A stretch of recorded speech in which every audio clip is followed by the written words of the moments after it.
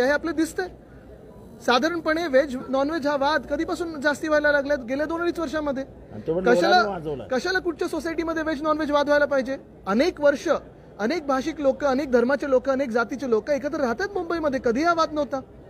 जे काही होतं ते आपापल्या घरी होतं, पण कोणाचं तरी प्रथा परंपरा, आमच्या प्रथा परंपरा आमच्या हिंदू धर्मातल्या आणि त्यांच्या काही वेगळे असतील, त्यांच्या मान्यता वेगळे असतील, ते व्हेज असतील, आम्ही नॉनव्हेज असू, हा वाद होण्याचे कारणच काय?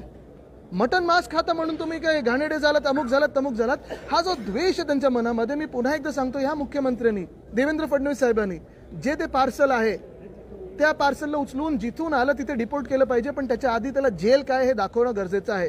महाराष्ट्र द्रोहाचा गुन्हा झाला पाहिजे।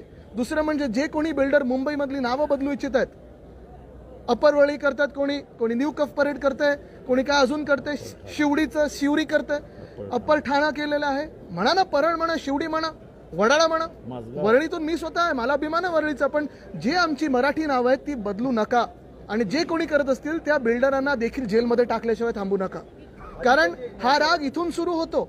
एक टेस्ट केस असते, चला नाव बदलून बघूया, प्रोजेक्टचं नाव बदलून बघूया, मग त्या प्रोजेक्टमध्ये आम्हाला नॉनव्हेज लोक नको आहेत, आम्हाला मराठी लोक नको आहेत, हे सगळं हे भाजपच्याच राज्यात का होतं ह्याचं उत्तर फडणवीस साहेबांनी दिलं पाहिजे। आता तुम्ही बघा, हेच मी तुम्हाला सांगतो की ह्या धर्मांमध्ये, ह्या जातींमध्ये वाद नको। महाराष्ट्राचे मुख्यमंत्री जे देवेंद्र फडणवीस साहेब आहेत, आज ते उत्तर देणार 101 वर, त्याच्यात परभणीवर काय उत्तर देणार हे आम्ही अपेक्षित पाहत आहोत। दुसरं म्हणजे बीडमध्ये देखील साधारणपणे तुम्ही आव्हाड साहेबांचं आणि धस साहेबांचं भाषण ऐकल्यानंतर पूर्ण हाऊस कसं स्तब्ध होऊन ऐकत होतं हे पाहिलं असेल। बीडचा जो प्रकार झालाय, मला वाटत नाही आपल्या देशाच्या इतिहासामध्ये अशी मर्डर कधी झाली असेल, एवढी भयानक मर्डर कधी झाली असेल, आणि राजकीय मर्डर झाली।